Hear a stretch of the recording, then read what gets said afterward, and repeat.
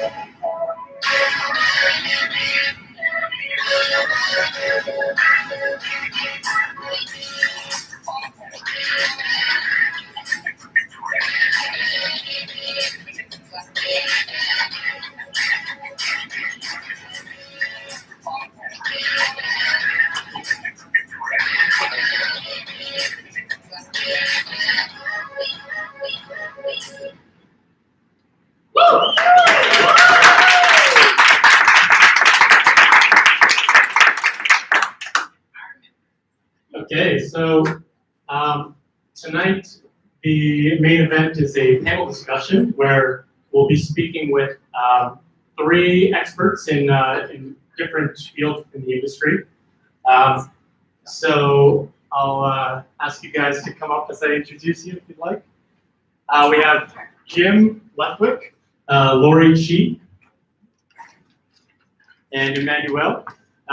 So you guys can take a seat if you'd like. So oh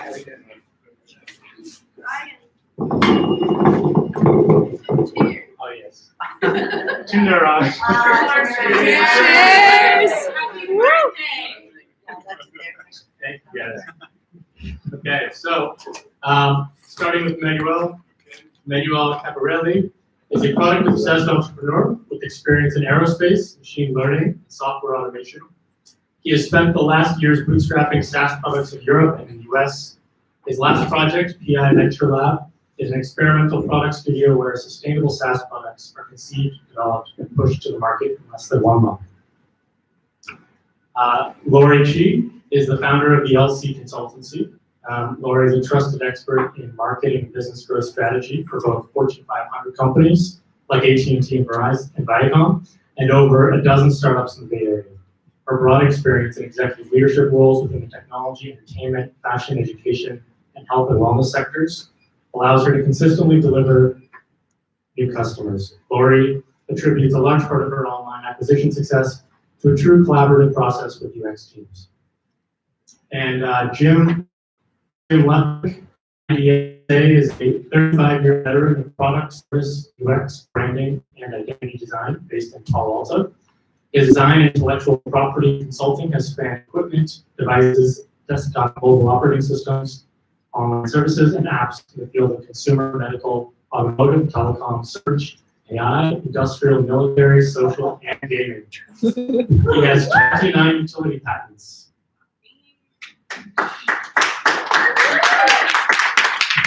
Thank you guys for joining us. So as I mentioned, I'm a partner here at Neuron. And As designers, we appreciate that providing great experience will lead to happier customers and accelerate business growth. But typically those who engage us, who engage our team are not designers. They're business owners or they're executives looking to create or improve their revenue-driving product. So naturally, if they're considering investing in this, they want to know what the return on their investment will be. And this can be a tricky thing to quantify. There are a number of different KPIs that they may be looking for, either growing their sales, the user numbers, their user retention rates. So we've brought in these three industry experts to talk about the different ways that UX can bring value to a company.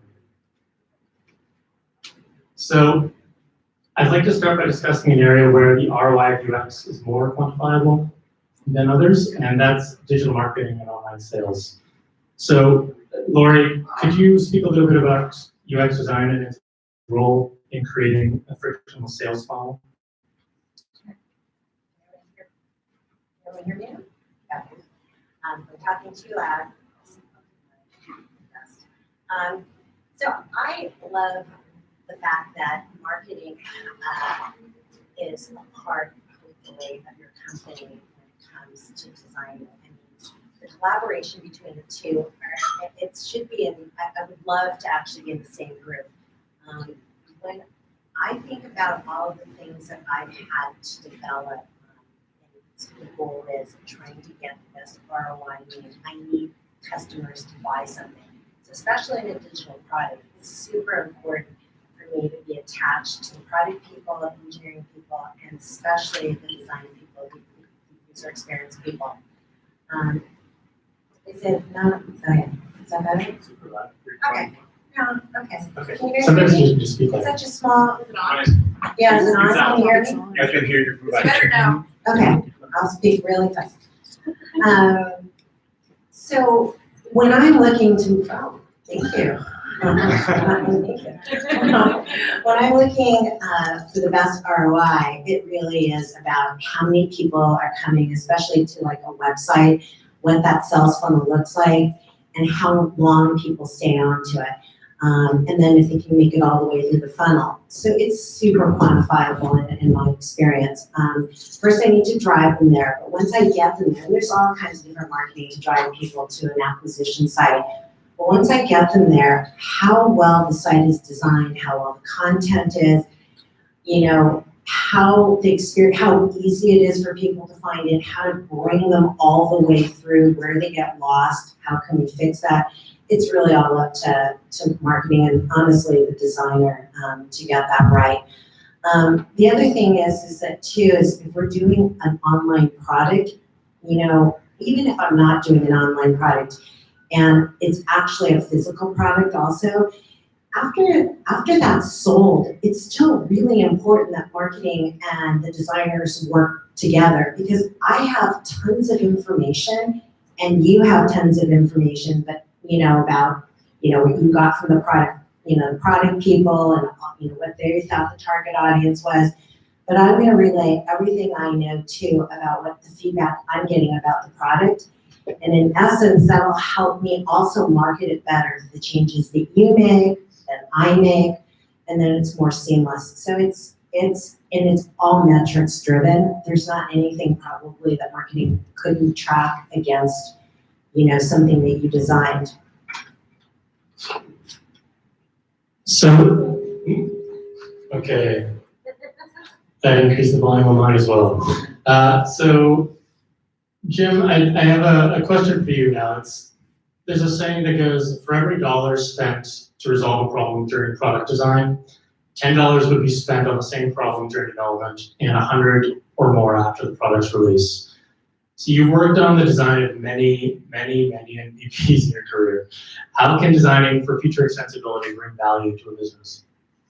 It's a little bit like they used to say about advertising. Half of your budget is wasted. You just don't know which half. Design is just, as Lori said, design is just one input into all of the different kinds of considerations that go into developing a product or a service or a platform. So In a lot of corporations, product marketing, I've worked with a number of different types of marketers. In bigger corporations, you'll have marcom, which is advertising, but you'll also have product marketing, which is gathering a huge amount of information on your competitors, your threats, the things that your existing user base, if you have one, is asking for. So those are all right up in the line with design research. And in fact, a lot of it's already done if you have a product marketing group, because that's what their job is, to determine that stuff. However, design has a little bit different role. Design ends up really, if I was to boil down all the different designs that I've seen, small companies, startups, big companies, design is an integrator.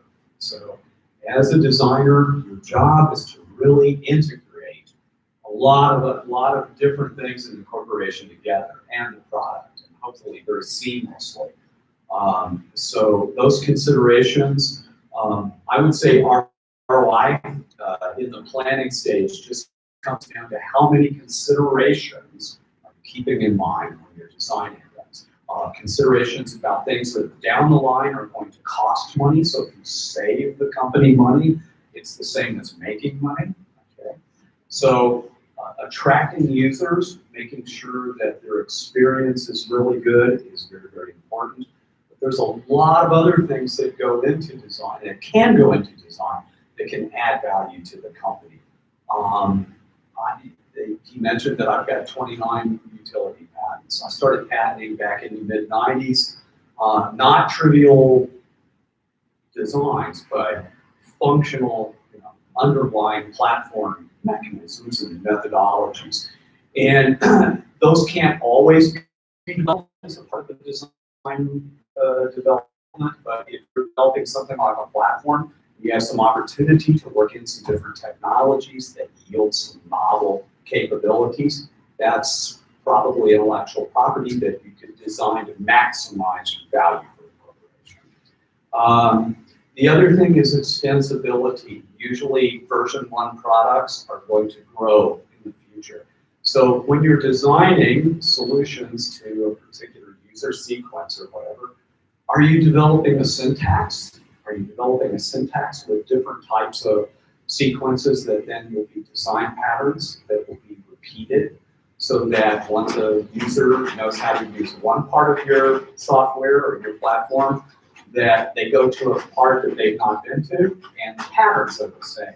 So that's another thing that can kind of later on allow new functions to be added without just being crudely bolted on. A lot of software, a lot of platforms, a lot of products were designed only to be kind of version 1, not designed to be extensible in a way that's going to preserve the intuitiveness and the ease of use. So lots of different kind of considerations going in, but you're not always just trying to improve the experience of the product, but also its ability to be extended and live a long time and adapt. Can I answer to that too? Yeah, sure. I think that's a really great point. So if marketing and product, and you're right, there's many types of marketing. I worked at such small startups that I'm the marketing person for everything. So you're looking at the product marketer, the marcom person, the events person, the website person, the social media person. I mean, you're looking at it's all in one, right? So at bigger companies that I've worked at, there's other people involved, but you're right. So I'm sitting there with the product person, the CTO, everybody. And to your point, that is true. If marketing people or the product research comes out, you'll know your target audience, and you also try, if they're a good company, they'll try to look forward at the product. When you're building it, I'm supposed to say, this is a target audience that we think we can monetize over time. And this is what they'll be looking for in the future. And also have and be a partner and do the good fight to the finance guy, because you're going to need that money down the line. And I'm supposed to be able to prove that against everything you design, I should be able to bring in the customer for against what we're hopefully going to develop in Gen 2, Gen 3, Gen 4. Yeah, that's a great point. Hopefully I'm supposed to. So, Emmanuel, as a product manager, every day you're faced with quantifying the value of UX in order to prioritize feature development with the ultimate goal of making a more valuable product for users. So what are some ways that you quantify the value of design? Right. Can you hear me? Yes. So in my experience as a product owner and product designer, I think quantifying how the product is gonna roll down to the users is extremely important. It's often something that is very, let's say, it's forgotten during the product development. So one thing that I always try to do, and I always try to push to everybody who's working on the product design is what exactly is happening here. Even though we have one user story in mind about the feature, we might have some, let's say, collateral user stories that we're not currently thinking about, right? And we want to make sure that those stories are taken into account and we are actually tracking them physically, so that if tomorrow we have an idea about how, let's say, some new user behavior is coming out, like we want to actually prove that something is happening that we were not thinking about during the product development, we are able to do that. So I think one thing that is very important is, let's say, be very atomical in how you are structuring the way that you're tracking the user experience. And this means, let's say, specifically, let's make a very simple example. Like we have one button in multiple parts of your product, and the button always does the same thing, but it appears in different contexts, even like very subtle differences in context. You might want to know that the user clicked on that button in that specific context. Even though it's not relevant to do right now, it might be very relevant in a month from now, you are not thinking about it.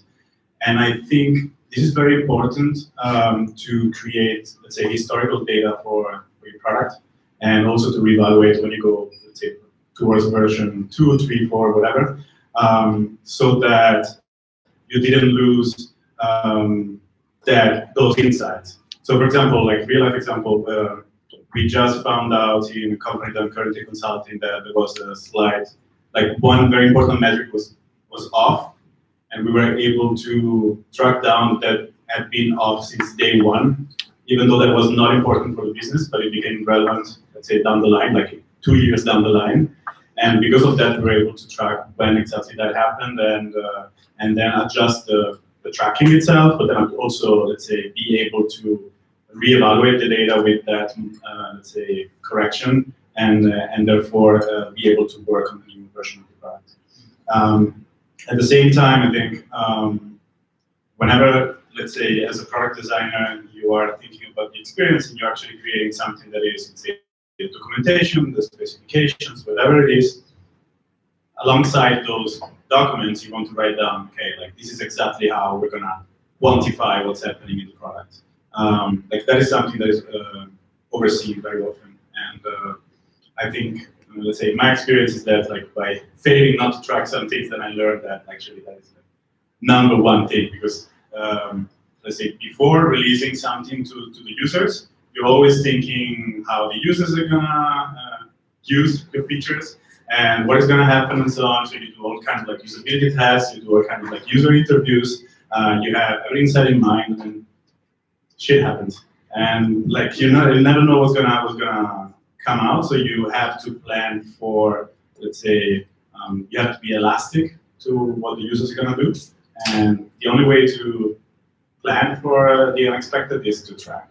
So I think that is a very important thing that a lot of product designers and product owners are always forgetting about. Sure. And are there specific ways that, or strategies that you employ for comparing the importance of one feature or another as you plan the product roadmap? Yeah, sure. So I think, we're talking about return on investment. So every single decision that you make at the product level is going to affect return on investment on the entire company, because product has the, let's say, the responsibility of bringing the important metrics of your company up, of course, hopefully. Let's say marketing has the role of bringing people inside the product, and then it's your turn to actually do the second, let's say, part of the marathon. So it's very important. So talking again about tracking, let's say that's how you end up understanding how that return on investment worked out. But then before that, like if I have to choose what I'm gonna release, what I'm gonna put the engineering team on or the UX designers on for the next 1 month or 3 months or whatever, I have to have something, let's say, something very analytical to decide, make the decision. So me personally, I have, let's say, this very simple rule that I discovered, I think, from a book some years ago, and I've been, let's say, bringing it with me on my journey. It's called the RISE rule. I don't know, maybe somebody knows. Yeah, I see somebody nodding. So it's a very simple rule. RISE is an acronym. It stands for, let me see if I can get it. It's reach, impact, it's confidence, and effort. So you want to assess 4 things when you're releasing something on your product. The reach is how many people are gonna reach out by implementing this feature. Example, we're changing the sign-up form on the product. This is gonna impact only the new people who sign up, not the ones that are already registered. So I'm gonna assess that the impact for this new feature is probably gonna be, I don't know, 500 people that sign up per week or per month. And then you have the impact, and the impact is, okay, if I introduce the new sign-up form in this form, most probably I'm gonna have an increase of 20% on my sign-up metric. And I'm gonna assess that, let's say, as a number, 1 to 5, compared to all the other features that I'm thinking to work on. So I'm gonna say, okay, the sign-up form is gonna impact this metric this much, and this other feature is gonna impact this metric this much. And then I have a relative number. And then I have the confidence, which is, okay, cool, we want to, let's say, release this a new sign-up form, or we want to completely refactor the entire product and, let's say, have whatever, I don't know, something in augmented reality inside that. And then you have to assess the confidence that you have to release that in a dedicated time. So that's another number. Let's say you have a confidence of 80%. And then there's the effort. Like you're confident, you know the reach, you know the impact, but how many people are you going to put on this feature? So that's another number that you basically quantify, okay, how many full-time employees are going to be employed in that. So you say, okay, I need an engineer and a designer. And then the formula is very simple. You do the reach times the impact times the confidence divided by the effort. And if you do that, it's a relative number, and it's a relative compared to every day you're assessing. And then you kind of get a leaderboard of what you want to work on. So that's a very smart thing, simple thing that I learned back then, and I think it's super useful. Nice, yes, all right. So Jim, you briefly touched upon the patentability of design, which I think is not a common way that people think about design. So could you talk a little bit about how design patentability or designing for patentability can make a defensible business long-term? Well, I can talk about how I got into it. Back in the early 90s, I was working on projects, and I noticed that like a year later, my clients' attorneys would get a hold of me, and they were looking over whatever it was that we were developing and looking for patentable aspects of it.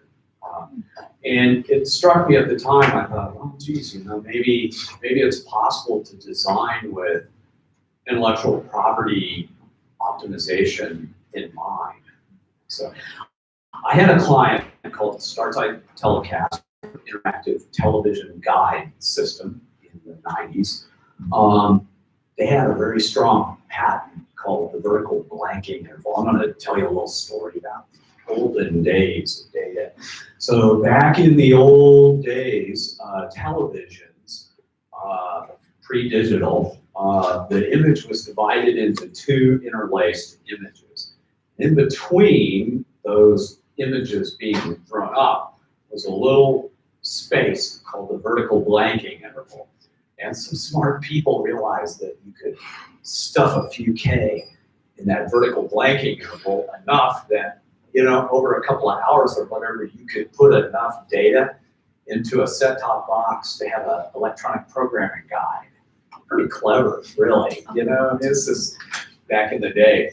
And so Starsight had that patent, and they had an electronic programming guide, and all the other companies, the cable companies like Bell Atlantic and Comcast, well, the precursor of Comcast and all those things back then, were trying to create these interactive television models. This was in the mid-90s, okay? And they were all these kind of weirdo VR things where you'd be on an elevator, a virtual elevator, and you know, go to a room in a virtual shopping mall. I mean, it was ridiculous. Nobody was going to play with this kind of stuff. And then there were other people that were going, oh, you know, I'm going to be able to click on Jerry Seinfeld's shirt and buy his shirt. And they were just all really unrealistic. You could tell they were all kind of coming from these companies wanting to make a marketing statement that they were in the future. And nobody was really looking at their intellectual property base and stuff. So I looked at this electronic programming guide, which is very much like the electronic programming guide we still have today, crazy enough.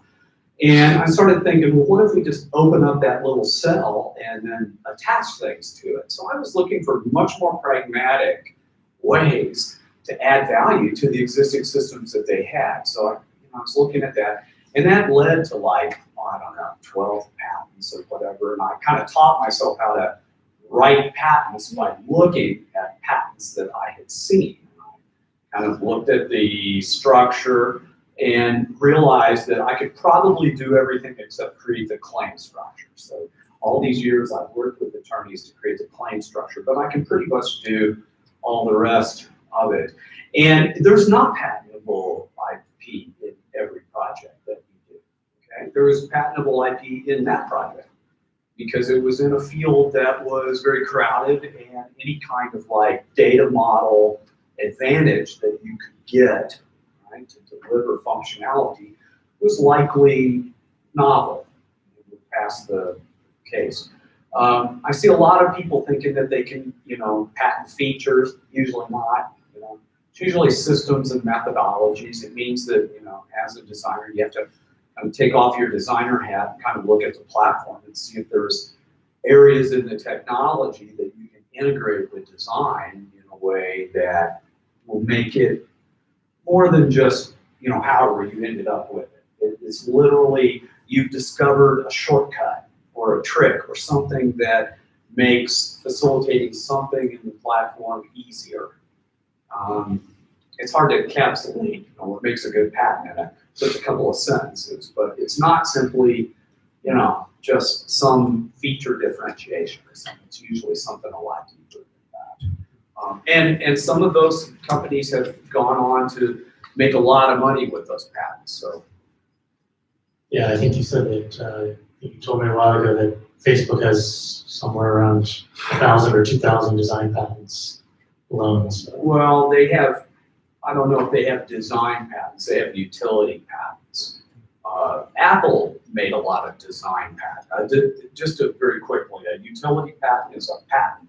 That's a real patent. Design patent is a subclass of patents that covers looks and styles and things like that. They're generally not as strong or as valuable as a utility patent. Apple used to do design patents on like the shapes of their icons and stuff like that. But utility patents generally get into the underlying part of it. Yeah, very cool.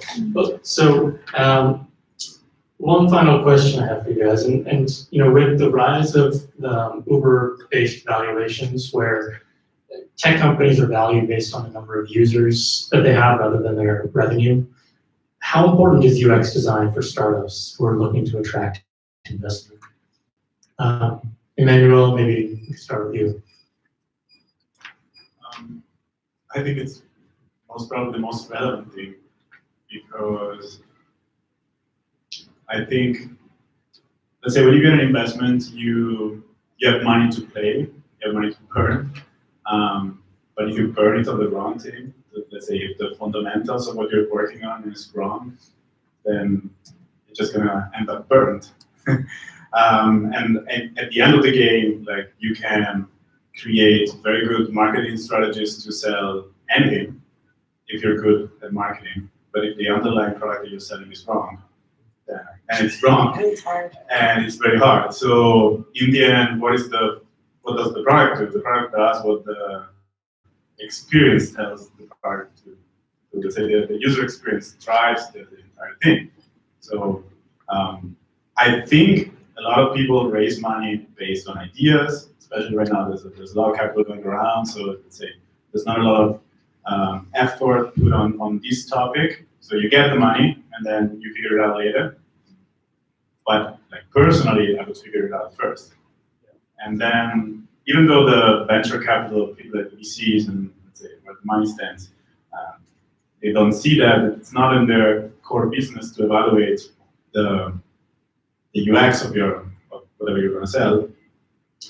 As a founder, like let's say before going to bed, think about what you're doing, like because the people will give you money for sure, but then you need to be confident that that money is going to be invested in something worth it, and that comes from the experience that you're delivering.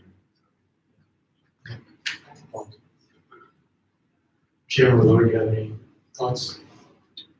Well, I was going to say that one thing, since I started off being a UX designer in the early 80s, before there was any such thing, and the reason I did, I came out of school just as the Macintosh came out. And, I mean, I'd been kind of a computer geek on command line computers, but when I saw the integration of the mouse and the GUI and everything, I just knew that that's the area of architecture that I wanted to go into. The architecture not of bricks or plastic, but interrelationships of function and usage. And it seemed real obvious to me, and it was, the Macintosh let me kind of have a printer and a computer. It empowered me, right? And that's why I was able. And I was also in the Midwest, and so I kind of ended up having to be a consultant because there wasn't a lot of companies that I could go to. And in Dallas and stuff, I looked at the kind of work. I started off as primarily as a product designer. So I was doing a lot of product design. So my whole expectations about design and how people look at design and how they appreciate design, or when they come to a new product, they make a judgment based on its design. I eventually came to a kind of a funny realization about us as UX designers. We have a big uphill battle compared to other types of designers. Product designers, they have beauty shots of their device, right? They're differentiated because if and I worked a lot with some of the big design firms here in the Bay Area, IDEO, Lunar Design, Frog Design, Astro, a lot of the Fuse project with Eve Behar. And these are some of the top design firms in the world. And I'd go in together with them, and we'd go to a medical company building a piece of medical equipment. And the difference between having industrial design and not having industrial design is day and night. You could just see it, photograph of the device. But these devices would often have really super crude UIs. And so, I was kind of piggybacking off of these design firms, and I was trying to get these companies to understand the value of the UX design. The thing is that the value of the UX design ends up being a discoverable quality, not something that is always obvious to a user or potential buyer when they come up to it.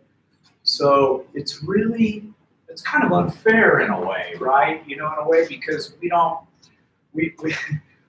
get to have a design review at the end of the year or some photographs show how awesome our work is, because our work ends up kind of being integrated into the complexity of the sequential usage, models and things like that, and kind of the UX language. And yet, when people have a good user experience, they immediately react to it. And the project that when I was working with Lunar in 1990, and we were doing a new ultrasound machine, I did some simple user observations. I watched some people doing ultrasound on pregnant women and operating the machine, and I saw that they were like, these machines back then had completely been engineered to have buttons and controls all over the place because there were different teams, and it literally just kind of bolted together, and then a skin was put over it. That's kind of how design was. And so I took it and I said, well, how about if we bring all of the interaction to one place where I can put my hand. I can go ambidextrously, and I don't have to move my hand all over. I don't have to move my eyes all. I can look at the screen and drive the process. Well, that was a pretty radical thing for a guy in his 20s to tell a multi-million-dollar medical company, but they followed my advice and they created this kind of centralized interaction thing.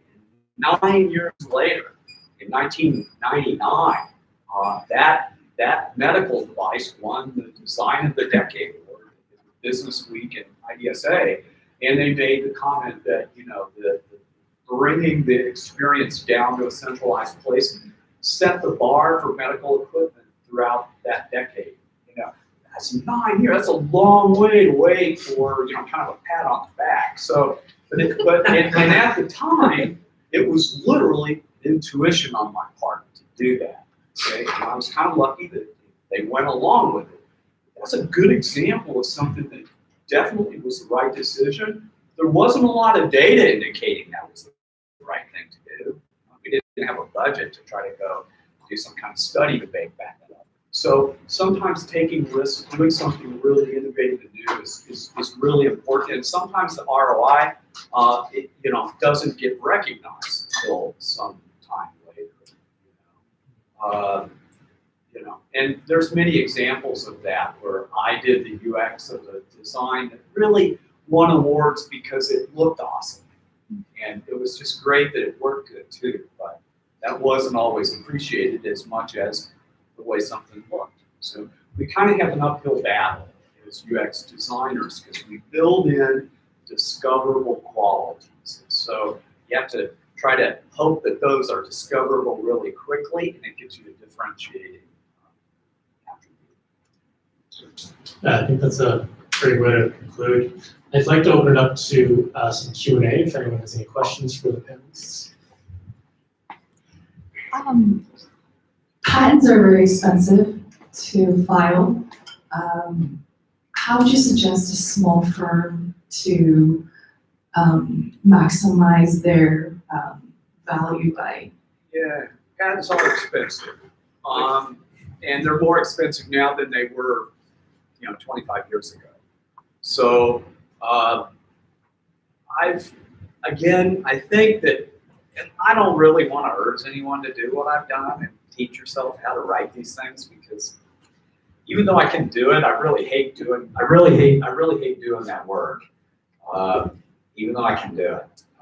So I got kind of mixed feelings about it. It's a real geeky kind of thing, and you got to kind of put yourself into a trance and write that weird lawyer way. But the patents that I've gotten have cost about $20,000, and I've kept that price to that level because I've done a lot of the work. How many provisions have you kind of left off? For example, like you can write as many provisions for, I don't know, $100, $200, but how many provisions have you kind of just left behind? Like a provisional patent or Yeah. something? Okay. Before actually placing that?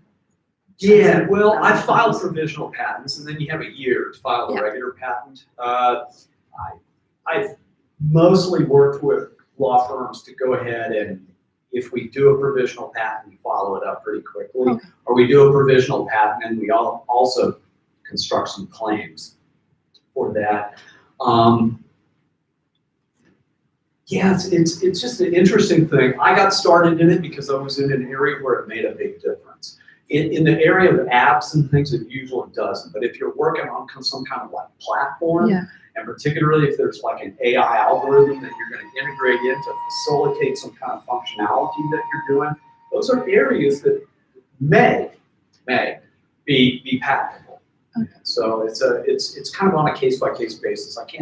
I wish I could say there was a rule for what's, but a patent has to really be a methodology and a system, not just a feature. So it has to be something that's, like a mechanism that does something that your competitors will have to go all the way around multiple steps in order to do. That's an advantage thing that gives you both a corporate advantage, a company advantage, and then also valuable. Mm. But it's really tricky. So I don't like to encourage everybody to run out and start looking for patents, because you probably won't find that many patentable things. But big platforms like Facebook that are involved in kind of infrastructural parts of their business, there's patents in that area, and that's why Facebook has lots and lots of patents.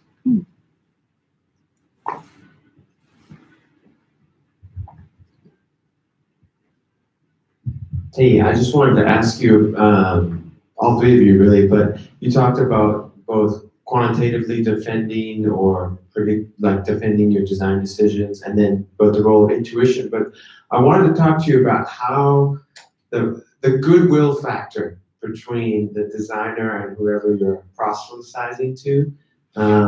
What's your experience with that? What's the general? That's not a goodwill quotient, but do you understand what I mean? It's like, do people generally believe you, not believe you, wait for you to present the case to them? Have you had multiple experiences across the spectrum? Does that make sense? The human interaction piece and how that affects your strategy of presenting the ROI. I mean, inside the company. Yes. Okay, I'm sorry. Or to your client. Yeah, sure. It really depends on the scale of the company you're working on. Okay. So if you're a very low scale, push it to market, check what happens, take it back, and then push something else. If you're working in a bigger, let's say, environment, I would say that it kind of works in the same way. You just have to make a case. Let's say you have a checklist of, let's say, this is what I'm doing, this is what I'm going to track, this is what I expect, this is when I'm going to check if it actually happened. This is what I'm going to do if it didn't work out. You know, like you have to make the case that as any corporate decision, I would say, like it's the same marketing, it's the same. Whenever you want to implement something new, I would say that the area of UX design and product design might be a little bit trickier because you are directly impacting the company in whole. It's not like we're changing our, I don't know, HR system. yeah, HR system. Yeah, exactly, right? So it's front facing.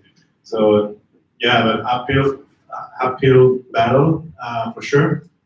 Also because it's more difficult to recognize what you've been doing.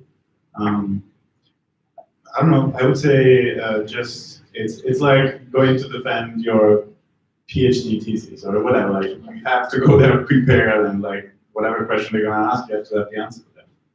That's my experience. Yeah, so my job is actually to drive revenue, and so if you're a new company and you get a lot of money, yes, you have to get a ton of users, right?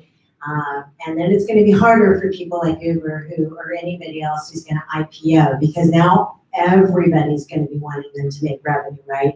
Before, it's all private, nobody really knows. But now when you get shareholders, the game gets a lot harder. So they're going to have to answer up to everyone. Everything's going to be looked at. I mean, that's a really tough game. So while it's great to have, go public and IPO, there's so much responsibility. But going back to just start like a startup, and it's really great because you just said it. It's like, you know what, you try it, it doesn't work, you have to rev it. One of the things that if you're small and you're in marketing, you're supposed to really do a great job on knowing who your target audience is. And sometimes you know it and sometimes you don't. But the thing is that what I found in my experience, my team is the CTO and is the product people. And we sit down together and I will say, here's the target audience that's going to get us the most users. Maybe not the most revenue, but I was looking for revenue too, because I like to win both. Why am I going to go acquire somebody that's not going to give me any money? But the name of the game is to get more users. But then I say, here's what they want. And then we'll see, by doing a lot of revs, we'll see what they want. It's really easy to make the case. And unless the CTO is really stuck on, he really likes this thing and he really wants to build it versus this is what the audience and this is what the customers and these are the potential customers we could get if you built it, I can make the case of what product should be built and what features. And that is monetizable in the way in ROI is that we got more people. And one of the things is I am losing a bunch of people because the product doesn't do X, Y, and Z.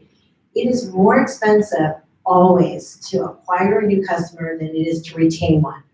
And so again, I'm gonna make a case, you guys are gonna maybe wanna build it.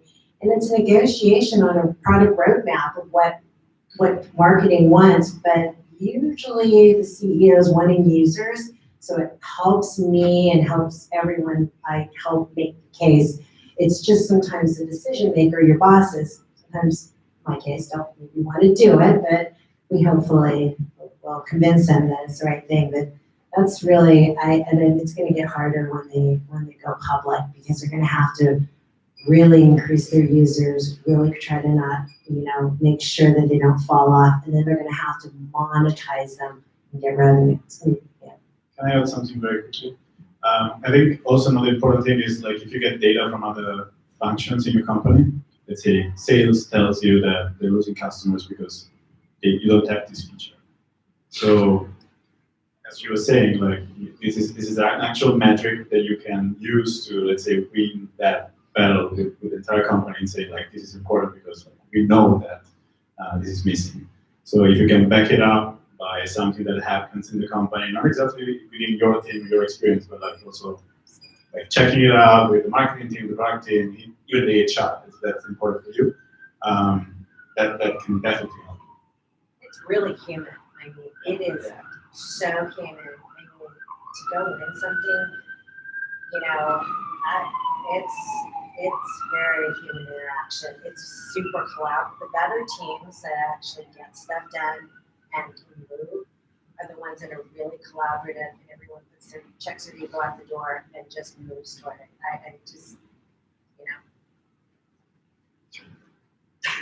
Well, in my career, there's so much difference between big companies working with them and small startups that all those experiences were quite different.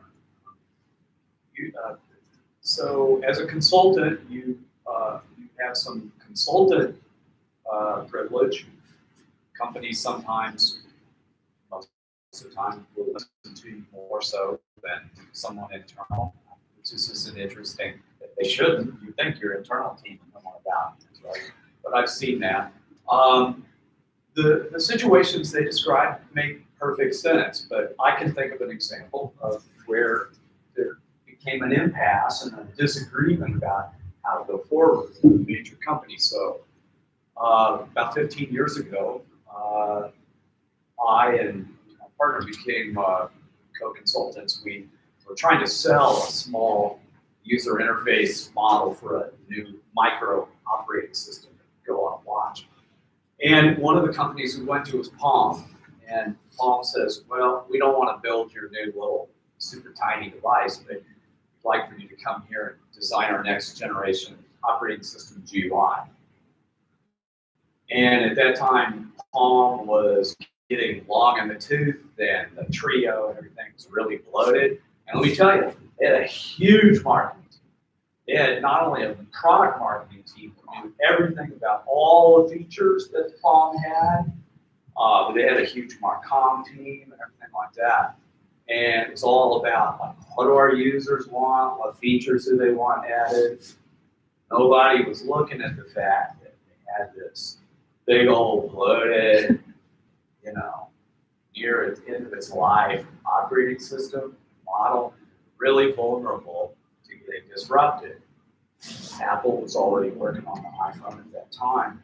So we were brought in ostensibly to design this next generation operating system, and we did. We did a lot of very unique things, like a Palm panel that would pop up, go side to side, access frequently used applications, most recently used applications.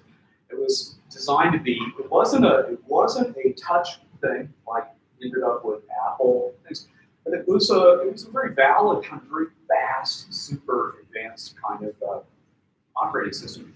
Well, it turned out that they weren't really looking to build it. This was another example of where he was really looking to look like they were building something for the future. And this was, and then they split, so we were at Palm Source, which was the operating system company. And it turned out that behind the scenes, they were trying to sell the company to Access, which was a mobile browser company. And that's what it did. So we did all this work, we built this thing. The team went on and became part of the core that developed Android. So some of the intent architecture that went into the Android operating system was being developed at Palm. And I will say that the marketing department fought against us. So that was an example where marketing was really a bulwark against a necessary revolution. So, and that was that case, right? So it's always on a case-by-case basis, but we have a lot of history now with multiple generations of products and things. And so I think that these kind of conversations are really important because there's always these exceptions, and these exceptions end up being things that we need to be on the lookout for. So we get forward. So it's not anyone's fault. It's just that that was a thing that was ready to be revolutionized rather than evolutionized.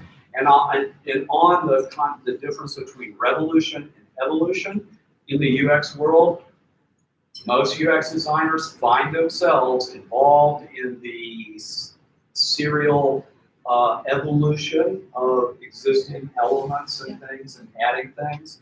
Okay, it's like I call that like putting. Okay, so you know how you use a little putter, it falls on the green, you gotta get it in the hole. So these little movements like that you can have a lot of feedback on.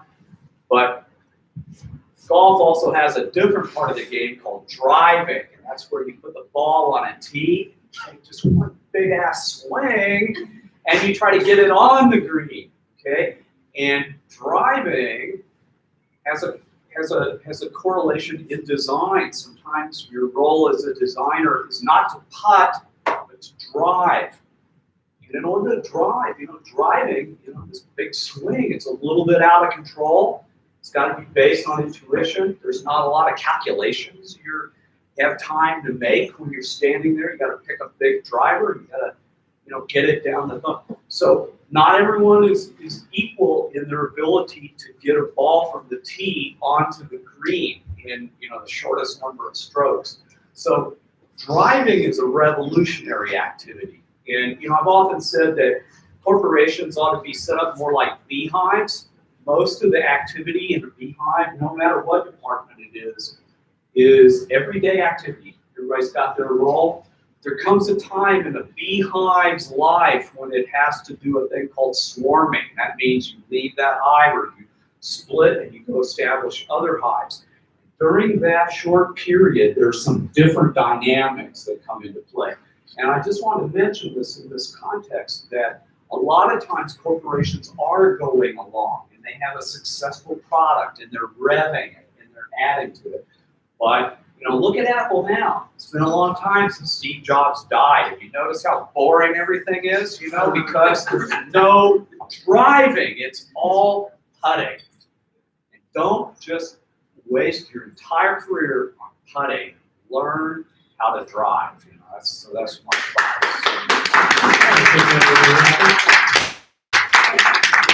Thank you guys very much. I think all of you will hopefully hang around for a little bit if anyone has any follow-up questions. But yeah, thank you all, and thank you.